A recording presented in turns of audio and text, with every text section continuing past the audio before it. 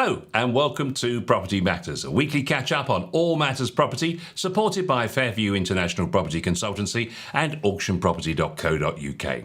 We're live every Sunday from 10 a.m, YouTube, Facebook, LinkedIn and our website propertymatterstv.co.uk. If you're watching on our website, please leave us a Google review, and if you're watching via social media, get involved in the comments below. We'd love to hear your comments, and if you'd like to suggest a topic to us, it's propertymatterstv.co.uk. Just put hello on the front of it, so it's hello@propertymatterstv.co.uk.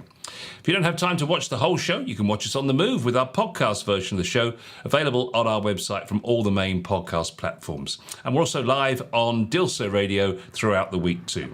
Let's take a look at the property news with our property expert, Joe Joshi.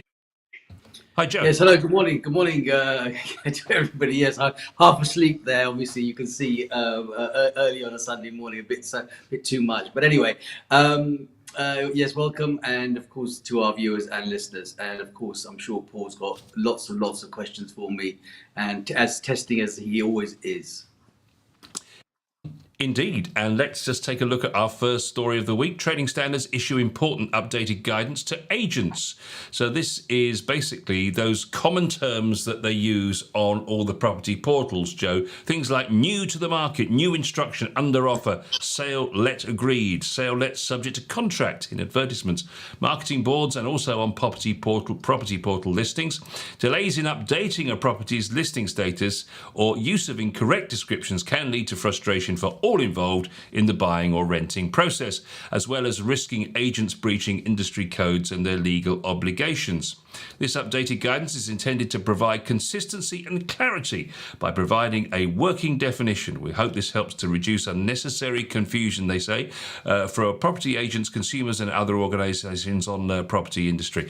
I can imagine, Joe, and your first-hand knowledge of this will be very invaluable here, that if you don't actually keep those portals up to date, then obviously everyone's surfing there thinking they've got a chance of getting a look at this property. But if it's not done, then of course they're not. And I think there are, you'll be able to tell us, I'm sure, some legal obligations that you have to abide by. Yes, it's an interesting subject. It's a good subject to bring up. And yes, it's always confusing for buyers as much as it is for sellers and, of course, agents. And each one of them have their own agenda here that you have to appreciate. And whilst the trading standing officers are going out and telling us what are the right verbiage and the right way to deal with these things, they are probably not the people that are experienced in what we call first-hand experience, actually being in it. Yes, there are terminologies, and this is not the first time they've visited this. Some years back, they did the same thing as well, and of course tried to say that what words are correct and what is not correct, and what the size of the board should be, and all that other stuff that they probably spend their time trying to work out what we need to do. But the reality of it is this, Paul, and the reality is this to all of our viewers and listeners, and that is that there are, it's like everything, there's two sides to a story. First and foremost, yes, there are terminologies that are perhaps sometimes misgiving, but also about how and where a sale or a let may be. So let's take, for example, just starting with the basics, and that is like the for sale sign. The for sale sign actually tells you exactly what it is. It is actually for sale. Now, what we don't know in the background with these scenarios is, what the purpose behind that for sale situation may or may not be. And that is something that we cannot always disclose. And though we should be able to, some of those things are personal to people. They may be going through a separation. They might be testing the market. There's the whole bunch of issues that are behind that we can't actually advertise and say. We can simply say the property is for sale. And when a buyer is found, an acceptable buyer is found and an acceptable offer by the seller, then the property can be sold subject to contract or under offer. The reason why those terminologies are slightly different, under offer sometimes conjures up that there is an offer, but it's kind of still available because we haven't concluded a deal. And the sold subject to contract is perhaps that we are now progressing with a contract under the legal terms. The papers are in the lawyer's hands and so forth. So there's a lot of grey areas, but equally from an agent's point of view, and that's the version that I want to give you, is that nothing is sold, nothing is agreed until they've actually physically exchanged contracts with their solicitors to say that the deal is done. Everything is open, and it's open because it could be that whilst we are trying to side with the buyer that they are misleading, buyers are equally misleading because they come into you as an agent and tell you their ability to buy something, and it's not until you actually start to unravel their circumstances and you find that their ability is not to buy that particular property. So you have to leave it loose. Reason why they put up a board saying that it's under offer or sold subject to contract, from an agent's point of view, that is about winning more business. So if you are in the street, so let's say it's a property in your street, and you deciding you're thinking about selling your own property, and you find that there is a board up on the market which said for sale, 5 days ago, and 5 days later is now saying under offer. The potential vendor that the agent is trying to attract is the one that is now thinking about selling, and they go, actually, that was quick. They sold that very well. That's under offer quickly. That's the agent I want to go to. So they want to go to. So the agent has their duty to run their business, and whilst trading standards can go around telling us all how to do it, what they don't do is pay our bills. And so therefore we have to market the properties and market them in such a way to win other business. And so sold subject to contract is a powerful statement, isn't it? I mean, imagine going past a house that's been on the market across the road from you, and it's just gone, within 5 days, and then the board goes up sold, and the subject to contract is microscopic at the bottom, because it's a terminology we have to clarify that it's sold subject to contract. But the power word is sold, isn't it? It's like it's sold, and you're going to go past that house, or it's going to say it's under offer. You're going to go past that house and go, wow, that was done quickly. We're thinking about selling our property. Maybe we should call that agent in because they did that very quickly and very swiftly. So it's a winning of more business, and that's why those go up. Now, 10, 15 days later, that sale could have fallen through. That sale, that buyer is probably not able to buy, and all of a sudden the sticker comes off and it says it's for sale again. That is equally misleading. Why is it misleading? Because the guy like yourself who might say, okay, well, actually, I'll use that agent because they sold that quickly, is now going to say, oh, I wonder what happened. Why did that fall out of bed? Did they not do their job properly? So it's a real fine line between when and how and why those signs have got to change. And that is probably not summing it up, but that is a real reason of why these signs get changed or don't get changed or remain for sale. In my world, a sign would say for sale until such times a survey has been done. So, no pain, no gain. As far as I'm concerned, if the buyer has not managed to get a survey done on the property and has, no skin in the game, hasn't spent the money on doing a valuation, then as far as I'm concerned, it's up for sale until that is done. Now, another agent might say, well, hang on a minute, boom, enthusiastically, we had it on the market 2 days ago, 2 days later, we've sold it, let's stick the sold stickers up. Then they come off 5 days later, then another one goes up. And actually that message is the wrong message as well, because that says to them that they're not actually doing their job properly and they're waiting. So, I hope people can understand that and it's a similar situation on letting.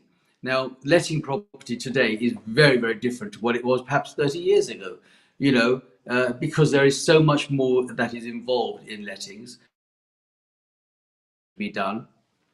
So many, legislations that have to be covered. And it might be that, that person doesn't qualify to rent that particular property. Or another person in the current climate might have come along and paid more to rent that property. So it's not let until such time it is.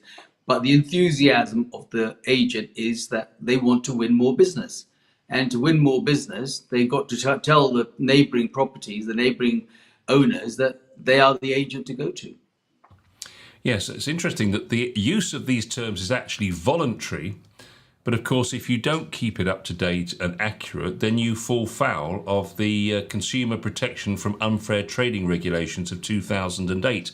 This guidance appears to the marketing of residential property for sale or rent, and is principally based on that application. So basically, if you misunderstand people, if you misguide people, or mislead people over what the property situation is, then you can fall foul of those those guidelines and indeed the law.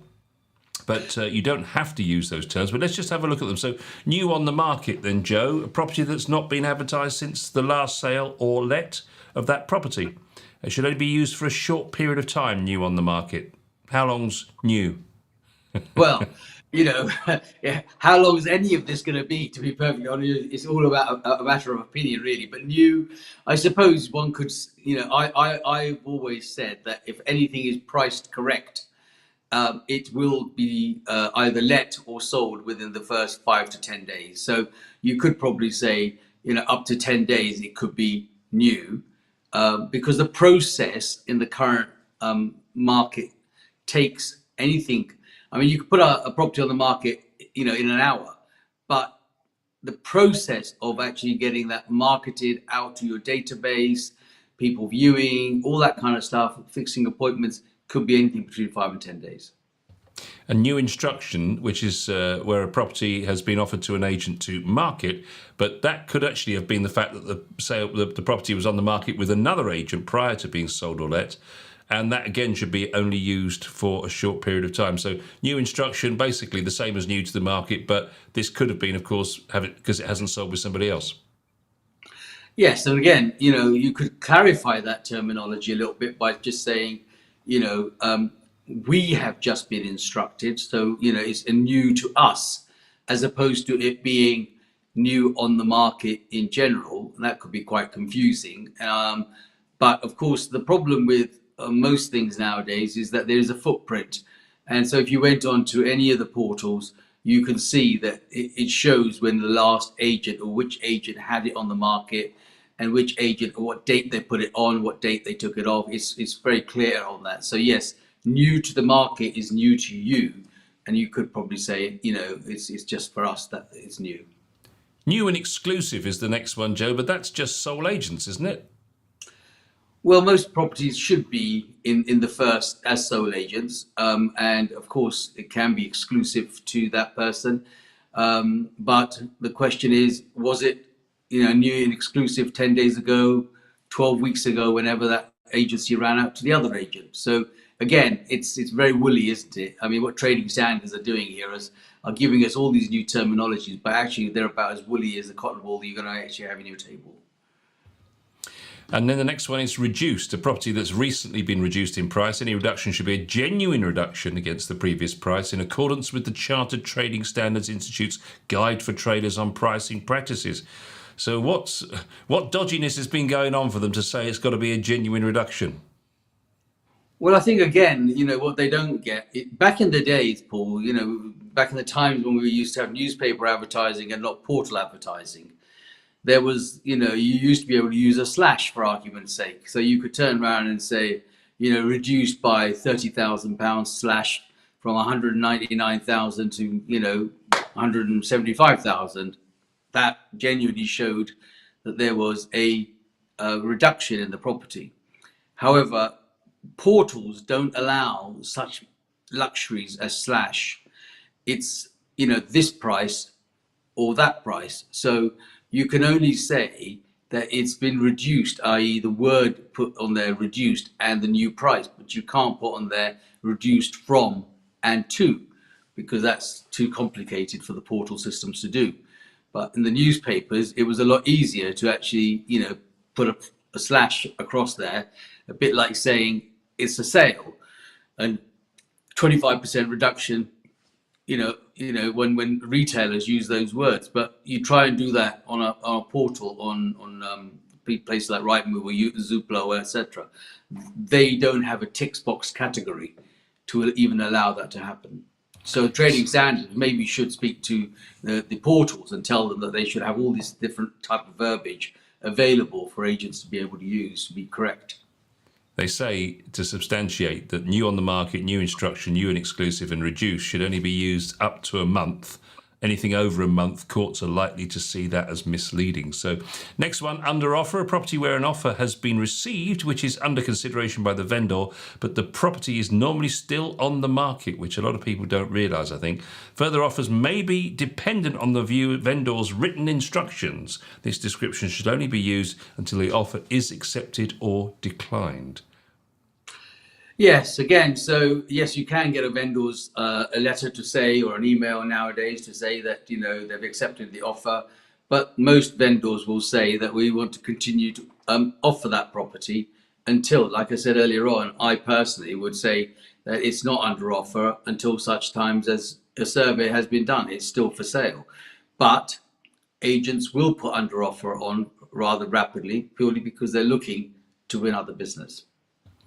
Strikes me that there's a lot of legwork in sending people out from the office to go and change signs Well, for the status of properties. It's not just the legwork, it's the cost involved in it as well. You know, when you've got a contractor who's put a board up, each visit, you'll be shocked to know, is probably about £25. So, you know, you've got to think about it. So whilst somebody at Trading Standards is probably sitting there at their desk saying, oh, they should do this or they should do that, like I said, they don't actually put their hand in their pocket. So that's what they've got to realize, that this is not the way it would be. So me personally, as an agent, I would only put and change those signs until such times as I think that I'm actually on a course to this deal going somewhere. If I didn't, then as far as I'm concerned, everything is for sale until exchange of contracts. So sale agreed, this is where the grey areas might start to come in for some people. A property where an offer has been accepted by the seller, but, for example, contracts may not have been prepared or the buyer may not be in a final position to proceed. Property may or may not still be on the market, i.e. further offers may be made dependent on the seller's written instructions. The seller's decision on future marketing is material information in this context and should be clearly stated on property listings to avoid any confusion amongst potential buyers. This description may be used until the property is sold or the sale falls through, as the case may be. So so that is because we've got sales subject to contract. So maybe talk about the difference between sale agreed and sales subject to contract. It's, to be honest with you, one of the same situation. It's just words that are used in terms of, you know, where we feel comfortable as an agent. So if you drive around, you'll see a variety of them saying sale agreed, and in the bottom of that, in the smallest possible letters, it will say subject to contract. And if it says sold, it also says in the smallest possible letters, subject to contract. Everything is subject to contract. Under offer is subject to contract. All of the terminologies have all been caveated by subject to contract, because obviously until such times as contracts have exchanged, it is all subject to that contract. But the sale agreed, the sold subject to contract, or the under offer are what the agent feels are his bywords in order for him to win business in that area where he feels comfortable with. And some of them feel comfortable with a straight sold and then subject to contract underneath it, because that's powerful, isn't it? You drive past a house that was on the market 5 days ago, 5 days later, there's a board saying sold. That's pretty powerful. We put an under offer on it. You know, it's kind of woolly, because you think, well, is it under offer or is it under offer? Have they sold it or have they not sold it? Sale agreed is saying exactly what it says. We've agreed a sale, but it's not a done deal. So it's just about how someone perceives that whole verbiage, really. In Scotland, they have sold subject to conclusion of missives. This is where a property is under offer, where the offer's been accepted, but the sale has not yet concluded, pending the exchange and agreement of the missives, which I assume is the contract. Interestingly here, the property should no longer be actively marketed for sale, in rare cases where the sale may still fall through, hence the use of this description. So in Scotland, they do subject to contract. I'm assuming that's what conclusion of missive means, but they have to take it off the market in terms of advertising. Yes, I mean, the Scottish rule is actually more definitive. You know, when somebody has made an offer in Scotland, it's pretty much a binding offer there and then, as opposed to an offer that is made in the UK. The offer that is made in the UK is as woolly as it could be. You know, any man and their dog can actually go down and say, well, actually, I'll make an offer on that. Whereas in Scotland, if they're making an offer, they are binding themselves, and so therefore are probably cautious in making an offer. But if they have made an offer, then it's more seriously taken, and the chances are that they would have to remove that property off that, because you know they're going to be spending money. It's about, you know, what commitment somebody makes, and the chances are in Scotland they're probably going to pay somebody, you know, solicitor or whatever, 500-600 quid, 1,000 quid, pretty much immediately in order to get the paperwork or pay for the paperwork that has been prepared. So there is a level of commitment, a serious commitment, where in the UK, you know, you can walk past somebody and say, yeah, I'll make an offer on that, and that means nothing until they've exchanged contracts. Finally, in the purchasing side of things, sold is where obviously a property sale is concluded, resulting in the buyer becoming the legal owner of the property. But here's the thing: sold property listings should be removed in line with property portal requirements, relevant codes of practice, and local planning laws. So I can understand why an agent would want to keep the sold sign on the portal, because it's obviously a good sign of the fact that they've been shifting stock. But clearly there are rules about how long you can leave sold properties on the portal, and indeed signs outside the property. Yes, both situations. The signs outside the property can be, you know, up until such that woodworm gets to the post, so it's advertising, so it's going to stay up there until somebody takes it down. Portal ones. The portals now are as such that they, you know, will say to you that you're paying for the stuff that you're actually displaying. So if you're displaying it and it says sold, then you're actually paying for that whilst you're not being able to advertise more stuff. So you can remove it, but it can be removed in such a way that it doesn't show on your site, but it shows that it was available. So there's a footprint in the background. And so when people research properties of that area or that type, they'll find that there are properties that have been on the market previously. And so that you can use that as a database or something to compare with going forward on an offer that they might be thinking about making and what is currently available. But in reality, anything that is sold, under offer, or let by should be marked that and removed from the portal, because the people that are actually paying for that are the agents, not the buyers or the letters or the tenants or the landlords. In terms of letting, I found something interesting to discuss. I mean, to let is obvious, that one. Under offer is when the landlord is considering a rental proposition from somebody. Let agreed is when they've agreed it in principle, but interesting, let agreed, they still haven't received the deposit from the renter. So let agreed still means it's still open season in effect, whereas let is at the point when they have received a deposit and the person is moving in. Interesting. I didn't realise that let agreed, that sounds like a done deal. Well, it's the same as we said earlier on, a sale agreed. You look at it and you think, oh, well, that's sold, I'm not going to look at that again. But actually, it's sale agreed subject to contract. Let agreed is, you know, again, similar. It's only subject to a contract.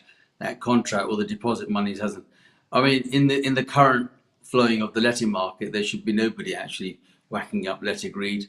But if they are, they've got to have the deposit in and the paperwork signed. But let, a pure, clear statement saying let, as is in a sale, a pure, clear statement saying sold without the subject to contract is when a matter has exchanged contracts and money has parted and the deal is done.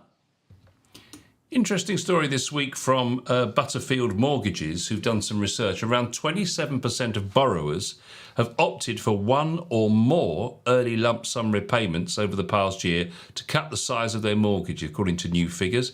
The number paying a lump sum rises to 49% of borrowers on tracker or standard variable rate mortgages opting for lump sum payments. A quarter of those who have remortgaged since June of last year have selected a fixed rate, which the firm attributed related to the higher interest rate environment making mortgages more volatile in terms of rate. The research added that 20% of borrowers have delayed or abandoned their plans to buy a new home in the past year due to higher rates, and 13% have downsized or moved to a cheaper property to cut their mortgage repayments. I guess this is people, Joe, looking at what the returns have been in their bank account for their savings, and they thought, well, might as well pay the mortgage down. Yes, of course. At the moment, the market is great for the saver. So right now, they're probably going forward at this moment in time. They're probably not taking those steps, and they'd rather earn some good interest on their money and enjoy that. And of course, they may be that they may not have such high mortgages or rates at those levels from previous points where they maybe had fixed rates. But you're absolutely right. When they were earning hardly any interest on their money, they would have probably been wiser to actually pay down or clear large chunks of their mortgage and actually reduce their outgoings and make sure that they were enjoying that. And that's probably the stats that have been put together are probably historical stats over the last, prior to the last 6 months, because literally in the last 6 months to 8 months, we've had 14 consecutive rate rises. But prior to that, we were at a much, much different state. So these stats are, within the year, and they will vary quite a bit from maybe 12 months ago to 8 months later on when, Liz and Kwasi turned up and buggered the entire marketplace for us. So, and they probably, that was, now I'm looking back at it, I'm sure that was a well-planned situation, because they were never going to get to increase those rates at the rates that they have now done so. In the long term. I mean, it took them ages to get them down to that level, and it would have taken another 5-10 years to take them up. But it's taken them 6 months to take them up to the levels that they're at, 5.25% and potentially 5.5%, and maybe up to 6%, which will be the new norm as opposed to the 0.25%. But yes, a lot of people, when they were not getting enough return on their investment sitting in the banks or the Building Society, chose to clear chunks of their mortgage in order to reduce the amount that we're paying each month. Yeah, and interestingly, 44% of people think we're not at the end of the mortgage hikes yet, and so 22% brought forward their home buying plans to escape further rises. I mean, I think the truth of the matter, Joe, just summing this all up, is that actually this is a full-time job in itself, isn't it? Just looking at what you're getting on your savings, what you're having to do on your new fixed rate. When should I move in the market? When should I not move? When's the bottom of the trough, as it were? Where's the peak going to be? You could spend your entire life doing this day in, day out. For those that have sufficient savings in their accounts and actually don't have another job, it's a great job to have, so they can actually monitor what's going on. But for the average Joe in this situation, who are working day in, day out in order to try and just keep the bread on and the water on the table, they don't have the time to do such calculations, and they got to live by the seat of their pants as there is. And so yes, it's difficult for most, but it is like a full-time job. In order to do this, and especially the last 6 months, it's been very much a full-time job, because you're always wondering at what point is it going to go back up again, or what point is something going to change. And to be honest with you, everybody's tunes has been changed with that, especially the banks. I mean, banks have been putting out mortgage offers, first of all, which are very, very difficult to get. But if they do get them, they are now, putting a much lower time frame for them to be drawn down than it used to be. And we used to be available for 3 months. So if you had a mortgage offer delivered on the 1st of January, you had till January, February, March, probably up to 1st of April almost before you can conclude. But now it's within 20 days because they're not sure when the rate's going to change. So even now, as we speak, the rate went up to 5.25. Rate of inflation is shown come down this week. But, the chances are in the next bank meeting, the rate will probably go up another 0.25%. So between this last week or 10 days to the next time, the lenders are going to say, well, here's your offer. You've got till 10 days to do it, because in 10 days' time, we might have to pull that back and readjust your figures because the rate may go up. The number of interest-only mortgages, this is a subject that we haven't, I think, covered on Property Matters, is interest-only mortgages, not in any detail anyway. But the number of interest-only mortgages has halved since 2015, now standing at 750,000, and part interest-only coming to 245,000. I didn't even know that was a thing, to be honest. The latest FCA research says that the decrease was due to borrowers moving in greater numbers onto repayment loans or repaying earlier than expected. The research said that interest-only mortgages make up 9% of the total number of regulated mortgages, and part consists of 3%. It continued that the remaining interest-only mortgages, the large number was set to mature in 2031 and 2032, with 72,000 and 77,000 respectively, and it noted there was a smaller peak of 51,000 of these products in 2027. Interest-only mortgages, I guess these are people that took these out when we had these endowment mortgages in the 90s.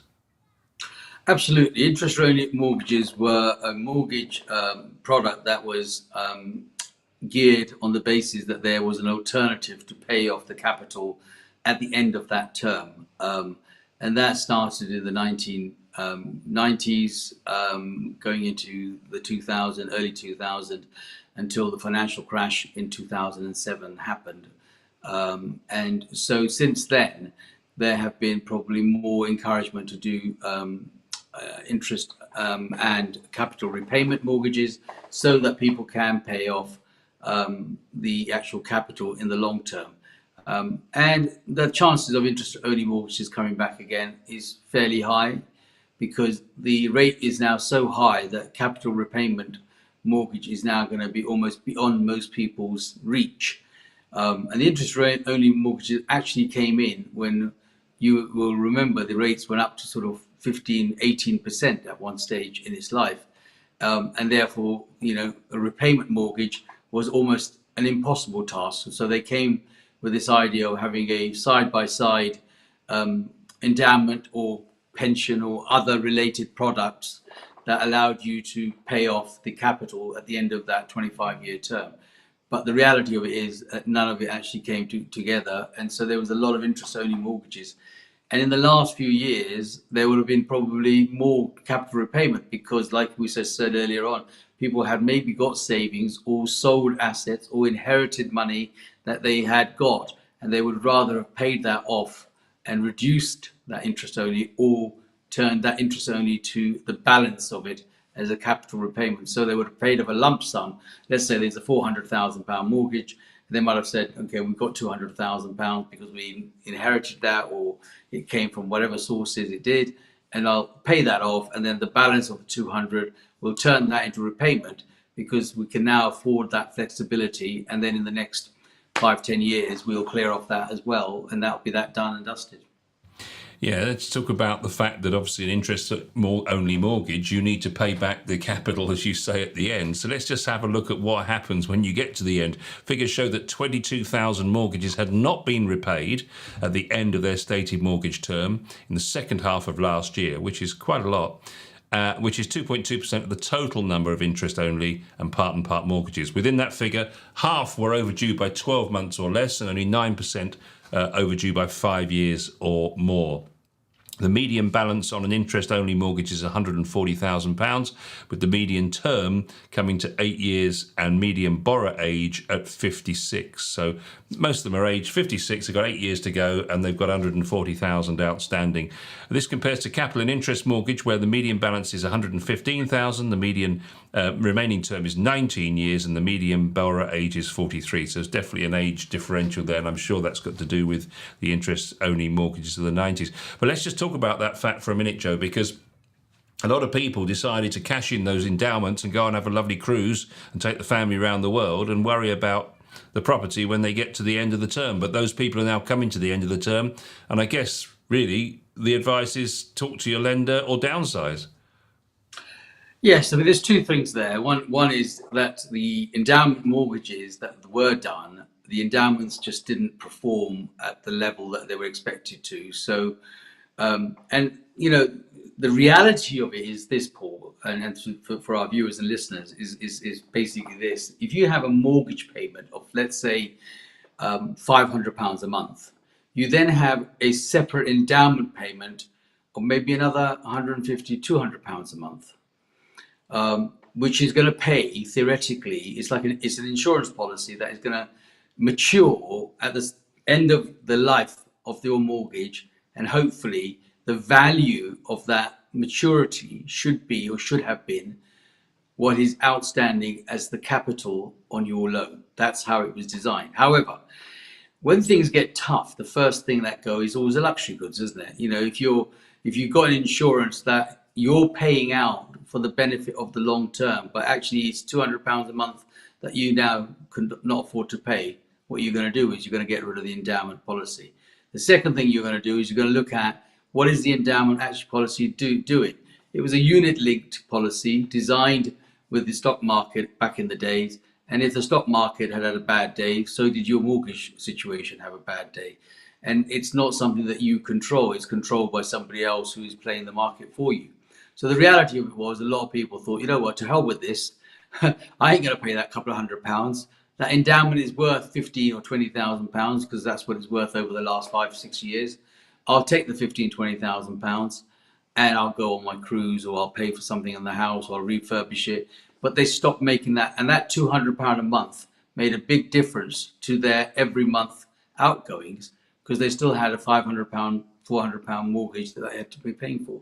So it wasn't a particularly brilliant product. The idea was good, but it didn't actually gel. Now, had they done that as a overall figure and not actually done it as an isolation, which is probably what they should have done in hindsight, is said your mortgage is going to be not £400 a month, it's going to be £600 a month.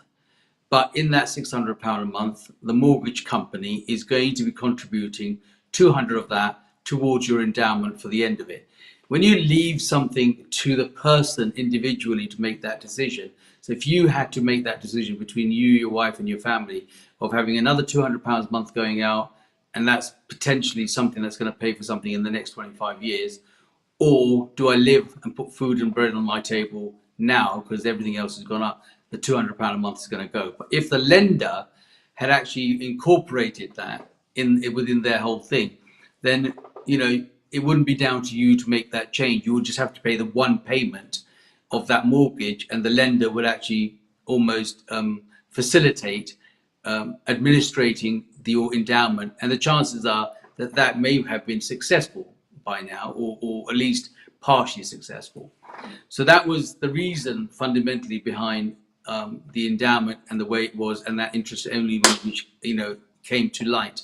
Now we're at a stage where the interest rates are so high, or they are higher than they were even 6 months ago. Most people are beginning to think, well, actually, I can't afford to have a repayment, because that would mean that it's not £600, I'm paying maybe £800 a month, and I can't afford to do that. So the likelihood of interest-only mortgages, especially for first-time buyers, to come back in will come in, I'm pretty certain. Watch this space. You heard it here first, as they say, in the autumn budget, because they want to kick-start the market again, and they'll probably offer 95% mortgages to first-time buyers at interest only.